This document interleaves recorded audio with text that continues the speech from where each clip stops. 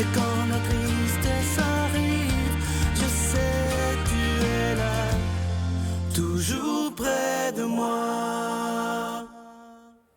Bonjour, bienvenue à votre émission La Victoire d'amour. J'espère que vous allez bien. Ce dimanche des Rameaux, le temps passe tellement vite. Aujourd'hui, une émission tout à fait spéciale. On va prendre le temps de réfléchir ensemble sur l'importance du pardon et pas avec n'importe qui. Il était de la dernière retraite il y a quelques mois. Il s'agit de Frank Nicolas, ce conférencier reconnu mondialement dans la francophonie. Il est suivi par environ 1,5 million de personnes sur sa page Facebook. Et je dois vous dire que ceux qui auront la chance d'être à la prochaine retraite, il sera avec nous également. Alors, on passe la demi-heure avec lui. En chanson, Miguel, qui nous fera une magnifique chanson qui est, moi, je la trouve très belle, « Pardonne-moi ». Et l'homélie est faite par le père Yvon Sanson. Bonjour, Frank. Bonjour, Sylvain. Merci d'être là. Avec plaisir. On va passer les prochaines minutes ensemble de parler de l'importance du pardon. Où tu vois l'importance du pardon dans toutes les conférences que tu donnes, les gens que tu rencontres, des milliers de personnes que tu vois? Je crois qu'il y a deux types de pardon. Il y a le pardon ordinaire de la vie quotidienne. Tu es arrivé en retard, tu as oublié de faire le magasinage, les courses, etc. Le pardon ordinaire. Et je veux bien faire la différence entre les deux. Parce que tous les jours, il nous faut pardonner. Pardonner les tracas et pas les problèmes. Les tracas, c'est une tache sur un vêtement. Un problème, c'est un cancer. Donc pardonner aux autres et à soi-même les tracas de la vie quotidienne, ordinaire. Et puis, ce qui pose problème, en fait, ce sont les pardons extraordinaires. Viol, meurtre, douleur et souffrance pendant des années. Et en fait, on s'est aperçu dans les études et dans nos conférences, on le voit, dès qu'il y a pardon, intellectuellement, il y a libération. En fait, le premier réflexe des gens, quand ils souffrent, quand ils sont dans l'incapacité de pardonner après un choc, une claque, la première des choses qu'ils font, la première idée, c'est la vengeance, qui entraîne vers la colère. Mais ce que l'on voit rapidement, c'est quand on arrive à pardonner, on dépasse ce réflexe de vengeance, de vendetta, parce que la vengeance, la rancune, la colère sont des obstacles à la pacification. On ne peut pas être en paix soi-même, et même avec l'environnement, même l'environnement qui nous aime, si on est dans cet axe de rancœur, de rancune, d'agressivité, de colère et de vengeance. C'est quoi les conséquences du non-pardon? Parce qu'il y a des gens qui nous écoutent, et ça, j'ai des gens qui m'écrivent sur Facebook en disant « Jamais je pardonnerai à cette personne-là ». C'est quoi les conséquences? Il faut bien rappeler que le fait de pardonner, et je l'ai dit tout à l'heure, c'est un accès à la liberté. Et c'est très... Je sais que c'est extrêmement tabou ce dont on est en train de parler. Quand vous voulez pardonner, ou quand vous ne voulez pas pardonner, à qui vous vous adressez vraiment? À ton avis, à qui on s'adresse? Est-ce que vous croyez que vous pardonnez vraiment aux autres? En fait, vous vous pardonnez à vous-même. Parce que personne, je dis bien, personne ne peut vous faire du mal quand vous fermez la porte. Si quelqu'un vous fait du mal, vous avez ouvert la porte. Souvent, ça se passe dans l'enfance, mais si on prend l'exemple de Nelson Mandela, en prison, ce qu'il avait en mots, c'est « je me prépare à diriger mon pays ». Personne ne viendra porter atteinte à mon niveau de vision. Pendant qu'il était en prison, en plus. Il était en prison. Il aurait pu avoir plein de rancœur. Il était focalisé sur autre chose, il avait tourné la page. En fait, le fait de pardonner vous empêche de vivre constamment dans le passé. Pardonner, c'est accepter de vivre l'instant présent parce que la plupart des gens regrettent le passé, craignent le futur, mais ne vivent pas l'instant présent. Et le vrai pouvoir du bonheur, de l'équilibre, de cette capacité à croire en soi et en les autres, ça se passe dans l'instant présent. Voilà pourquoi c'est important. Parle-moi de l'exemple que tu nous as donné à la conférence de la jeune fille au début, là, qui est tirée par des... Ça, c'est tellement beau. Jusqu'où peut aller un grand pardon? En fait, il y a plein d'exemples. Le premier exemple que j'ai en tête, c'est... elle s'appelle Mama. Elle est sénégalaise. Et à 27 ans, elle a été brûlée à plus de 70% dans un bus qui avait été mis à feu par des voyous. Et pendant le procès, tout au long du procès, les 6 voyous n'ont pas voulu reconnaître les faits. Et à la fin du procès, renversement de vapeur, celui qui avait mis le feu au bus a dit à cette jeune fille sénégalaise, je vous présente mes excuses et je vous demande pardon. Instantanément, la jeune femme s'est sentie libérée. Deuxième exemple, donc elle a pardonné dès qu'elle a entendu ce mot-là. Donc on voit qu'intellectuellement, il s'est passé quelque chose. Ça faisait plus de sens, ce pardon. Deuxième exemple, c'est le 8 juin 1972. On est au Vietnam. Fort, ça, je vous le dis. On est au Vietnam. Une jeune fille vietnamienne, Kim, de son prénom, est en train de manger avec sa famille un bol de riz traditionnel vietnamien. D'un seul coup, instantanément, c'est l'embrasement. En fait, ce qui se passe, c'est qu'une bombe d'un avion américain vient d'exploser dans son village, une bombe au napalm. Cette jeune fille est instantanément brûlée à plus de 80%. Toute sa famille meurt instantanément aussi. Elle se met à courir. Elle crie pas de peur, elle crie de douleur. Ce qui va s'en suivre est incroyable. Elle va passer 14 mois à l'hôpital, 17 interventions chirurgicales. Elle a été donnée pour morte. Ce qui s'est passé ensuite, c'est qu'elle quittera le Vietnam puisqu'elle sera sous surveillance. Elle sera médiatisée, donc sous surveillance. Elle va aller en Russie, à Moscou, puis ensuite elle partira à Cuba. Et cette jeune femme s'appelle Kim Phuc. Combien de personnes pourraient dire cette femme a absolument tous les éléments en elle, tous les éléments pour en vouloir à l'être humain, aux hommes, à la guerre, aux Américains, aux Vietnamiens? Oui ou non? Ben oui, évident. Elle a perdu sa famille en une seconde, son corps aussi.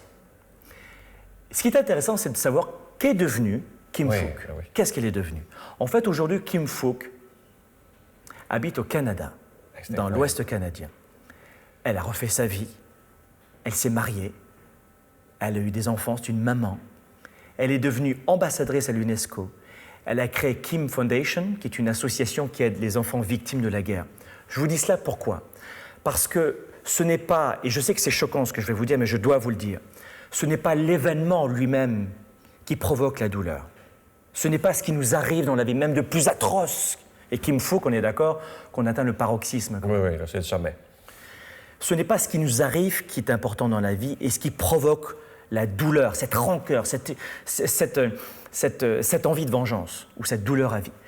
C'est le sens qu'on met à l'événement. Quel sens on met à l'événement? Comment est-ce qu'on interprète notre histoire? C'est ça qui est important. Là, j'entends déjà. Qu'est-ce que tu dirais à quelqu'un qui a vécu l'atrocité d'un viol, de l'inceste? J'en ai eu ici qui étaient assis là, qui ont réussi à pardonner. Mais qu'aurais-tu à dire à ceux qui n'en sont pas capables? Je crois qu'il y a peut-être 3 étapes à respecter. La première étape qu'il faut respecter, c'est ce que j'appelle S comme souffrance. Il faut, je crois, dans un premier temps, accepter la douleur et la souffrance, les émotions, les accueillir.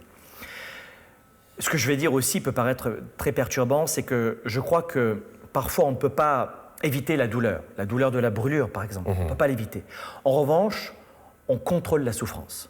La souffrance, on peut l'éviter si on choisit de l'éviter. Ouais. La douleur, on ne l'évite pas. La souffrance, c'est nous qui la provoquons. Et on provoque de la souffrance à partir du moment où on ne pense qu'à soi. On cesse de souffrir quand on dépasse une cause, quand ça dépasse nous-mêmes. C'est-à-dire qu'un papa et une maman qui travaillent beaucoup, énormément toute une journée, va rendre la tâche moins pénible parce qu'il sait que c'est pour son enfant. Donc, en fait, la souffrance, 1, l'accepter, l'accueillir, ne pas la rejeter. Et numéro 2, y mettre un sens différent. Numéro 2, je crois, c'est la rencontre. C'est-à-dire qu'il y a un moment donné où nous devons exprimer ce qu'il y a dans le cœur, dans la tête.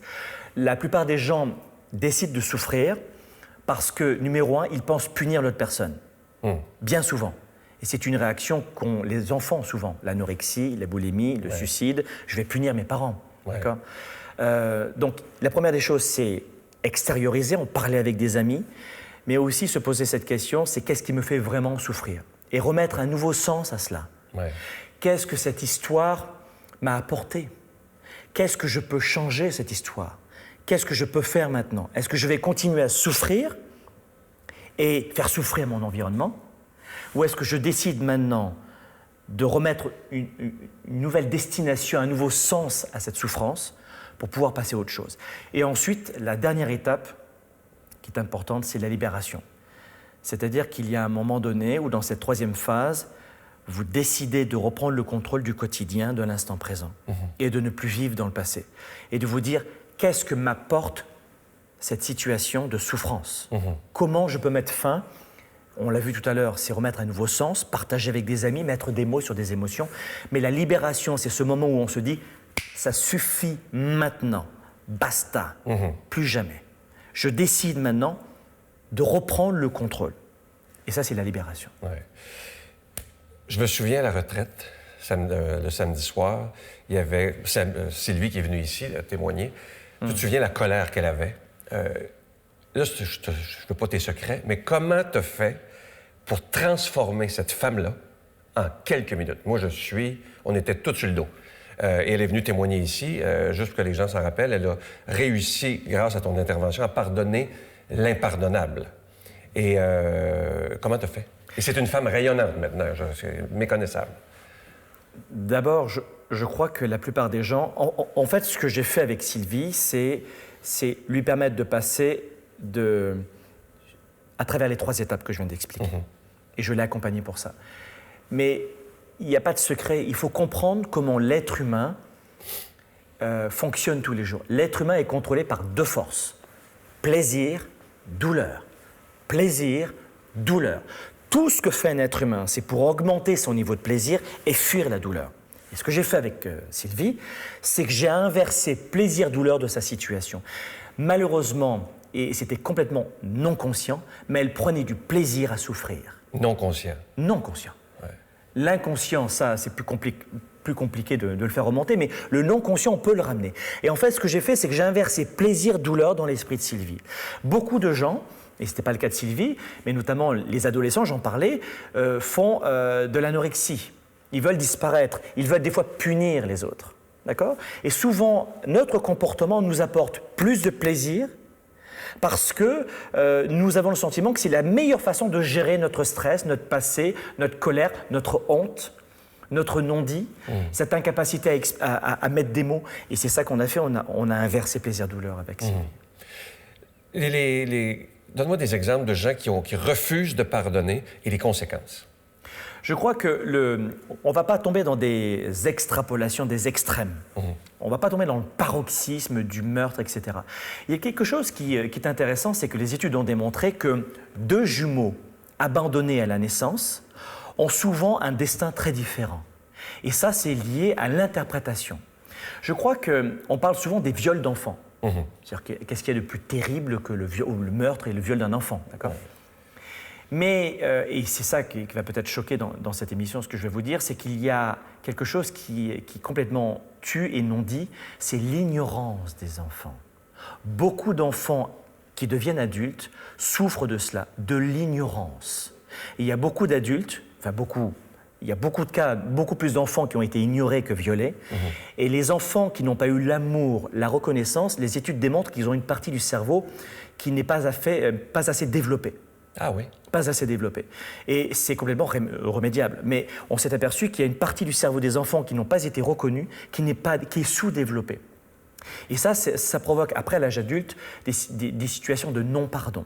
Donc prenons l'exemple, justement un exemple comme celui-ci où, dans l'enfance, ça s'est mal passé avec papa ou maman. Je crois que c'est le commun du mortel qui n'a pas eu de problème avec ses parents. On ressemble soit à ses parents, soit on prend le contre-pied. Donc pour les gens qui veulent prendre le contre-pied parce que ça s'est mal passé, eh bien ça c'est une situation qui arrive souvent. Voilà ce que je veux vous dire. Prenons l'exemple de cet enfant qui se prend une baffe de papa ou de maman dans la rue. Et ensuite qui se prend d'autres baffes, etc. Et c'était le cas de Sylvie qui se prenait... Des coups. Des coups, hein, c'est ça. Même fait casser un pied, en tout cas. Casser un pied, une histoire d'horreur. Ouais. Bon, il y a quelque chose qui va être complètement incroyable dans ce que je vais vous dire. Je suis dans la rue. Je vois un papa qui met une baffe à un enfant. Qui a le pic d'émotion le plus important, le papa ou l'enfant, à ton avis?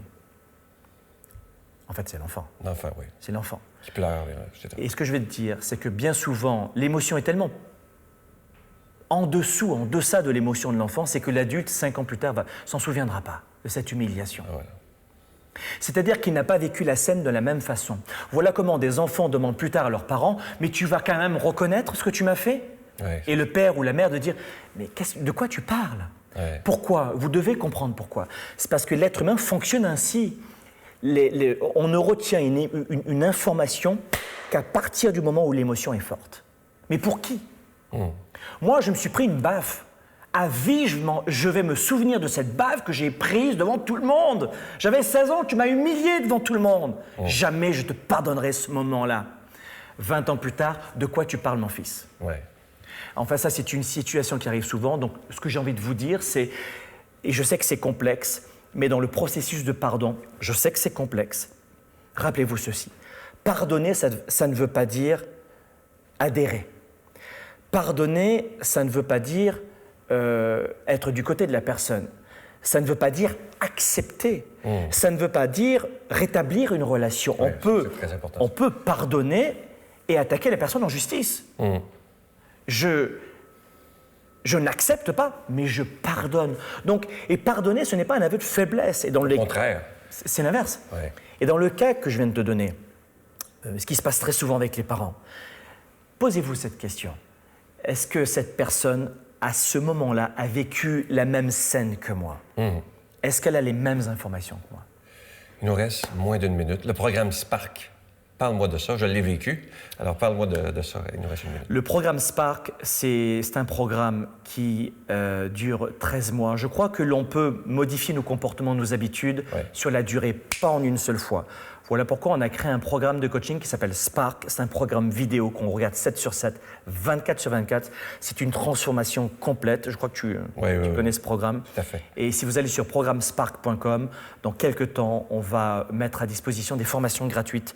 Et ça vous permettra tout simplement, de vous enrichir déjà au niveau de votre leadership et ensuite de goûter pour voir si ça vous Et moi, je vous dis, prenez le temps d'aller voir sa page Facebook. Vous avez plein de choses gratuites et tu fais souvent des directs. Et c'est de très beaux conseils. C'est pour ça que j'aime travailler avec Franck. On a les mêmes valeurs et on le verra maintenant régulièrement venir ici nous parler de sujets intenses. Je t'offre, merci d'être ce que t'es, mon cher. Merci. Et je t'offre une très belle chanson et à vous aussi. En cette semaine sainte qui commence, interprétée par Miguel, Pardonne-moi.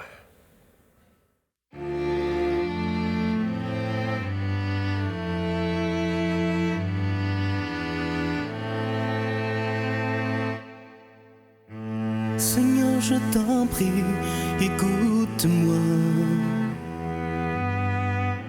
Je suis tombé encore une fois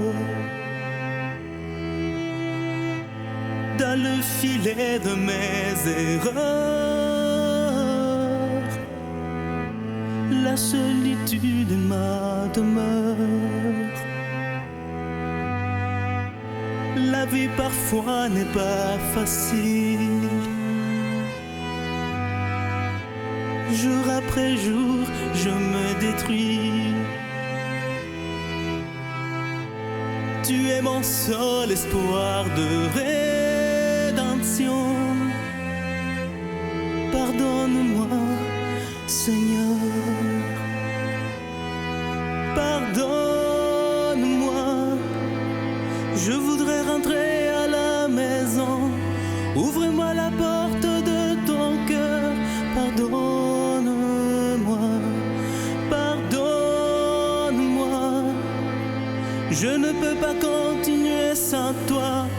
Aide-moi à porter ma croix. Pardonne-moi. Pour chaque fois où j'ai menti. T'avoir laissé dans l'oubli. Il m'a fallu souffrir pour bien comprendre qu'il n'est jamais trop tard pour apprendre. Pardonne-moi. Je voudrais rentrer à la maison. Ouvre-moi la porte de ton cœur. Pardonne-moi.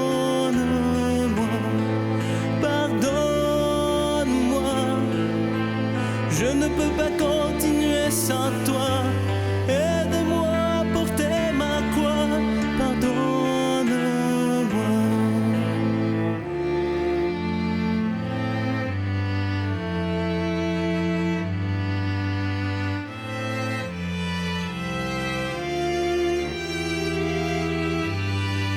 Pardonne-moi.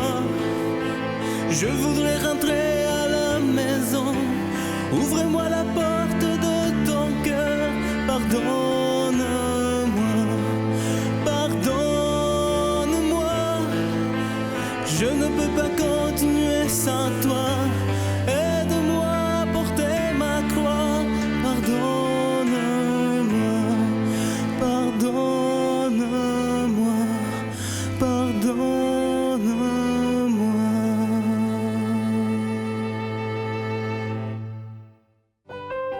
Notre Père qui es aux cieux, que ton nom soit sanctifié, que ton règne vienne, que ta volonté soit faite sur la terre comme au ciel.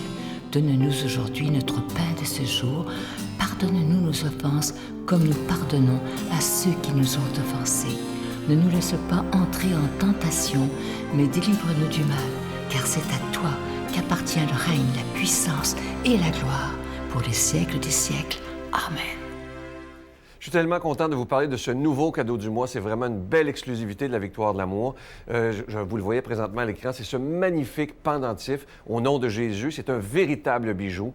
Il est plaqué or et la couleur verte qu'il y a sur le beau pendentif que vous voyez à l'écran, ça nous rappelle que Jésus est notre seule espérance dans un monde qui est si brisé. Alors, je vous rappelle que vous le recevrez avec un don de 25 $ et si vous en voulez deux, avec un don de 40 $, parce que ça se donne vraiment bien en cadeau. Et je vous rappelle que ce pendentif, il est déjà béni et vous ne le trouverez jamais en magasin parce que ça a été fait sur mesure pour la Victoire de l'amour et c'est fabriqué au Québec. Alors, je vous donne l'adresse, la Victoire de l'amour, casier postal 120, succursale Boucherville à Boucherville, le J4B 5E6, je vous la redonne, la Victoire de l'amour, casier postal 120, succursale Boucherville à Boucherville, le J4B 5E6, également par téléphone, par carte de crédit du lundi au vendredi de 8h30 à 16h30 dans le 514-523-4433, 523-4433 ou sans frais le 1-888-811-9291, 1-888-811-9291 et aussi sur notre site Internet, le www.lavictoiredelamour.org. Alors, je vous rappelle ce magnifique cadeau du mois. Vous le voyez présentement à l'écran. Il est fabriqué sur mesure pour la Victoire de l'amour. C'est vraiment un vrai bijou. Il est plaqué or et c'est d'une très, très grande qualité. Alors, vous le recevrez très rapidement et je vous le dis, ça se donne vraiment bien en cadeau à des gens que vous aimez. Alors, je vous remercie de tout cœur de votre prière. Vous savez que c'est vraiment ce qu'il y a de plus important. Et merci aussi de votre grande générosité pour qu'on puisse annoncer la parole de Dieu par tous les moyens modernes.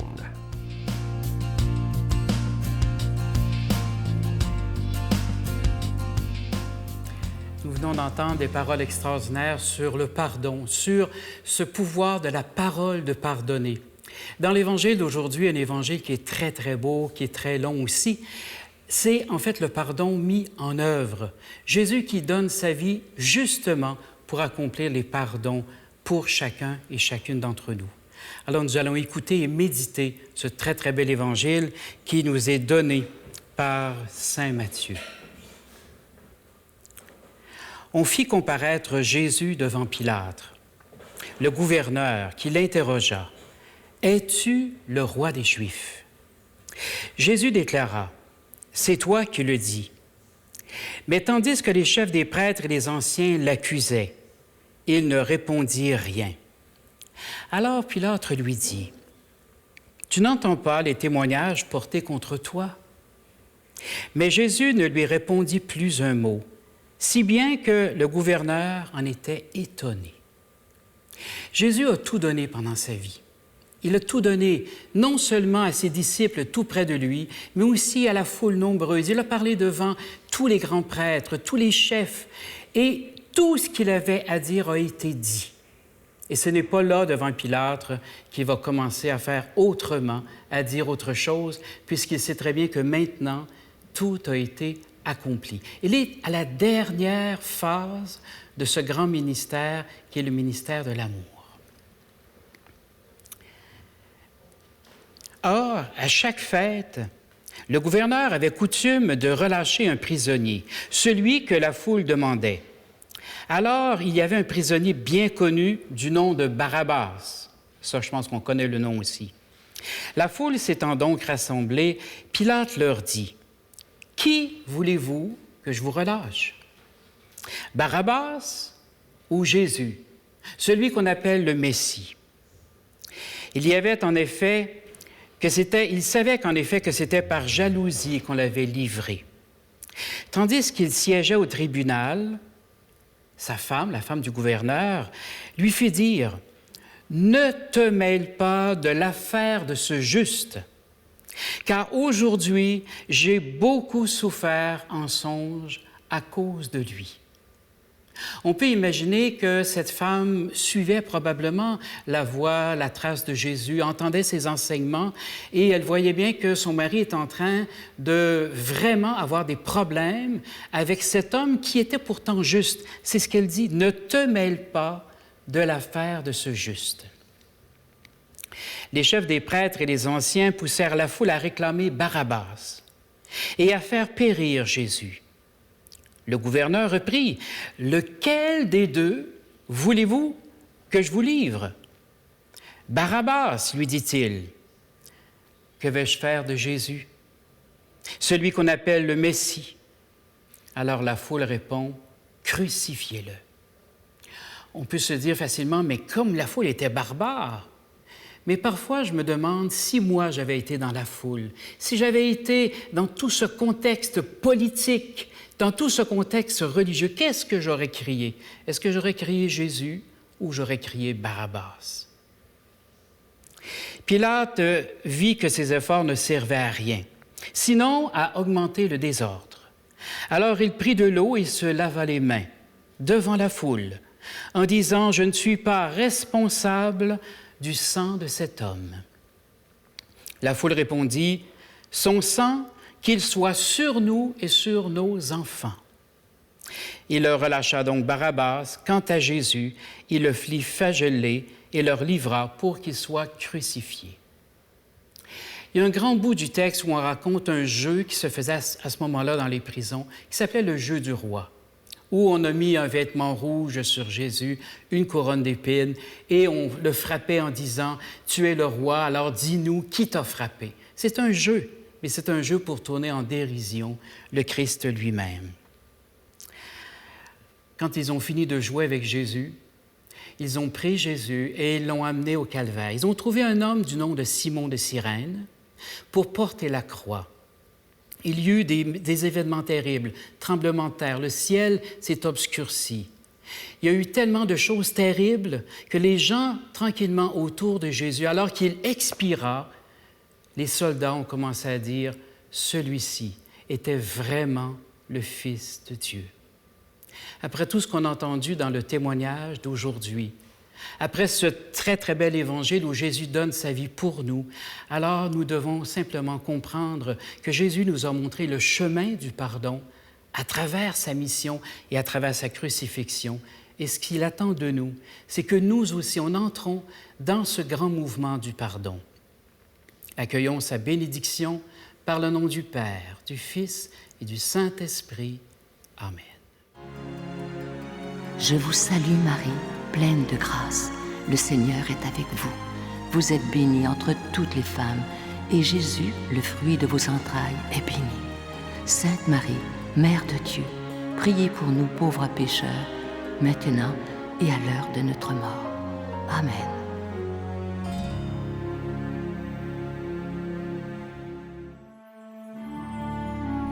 Mon Père, je m'abandonne à toi. Fais de moi ce qu'il te plaira. Quoi que tu fasses de moi, je te remercie. Je suis prête à tout, j'accepte tout, pourvu que ta volonté se fasse en moi, en toutes les créatures. Je ne désire rien d'autre, mon Dieu. Je remets mon âme entre tes mains. Je te la donne, mon Dieu, avec tout l'amour de mon cœur, parce que je t'aime, et que ce m'est un besoin d'amour de me donner, de me remettre entre tes mains, sans mesure, avec une infinie confiance, car tu es mon Père.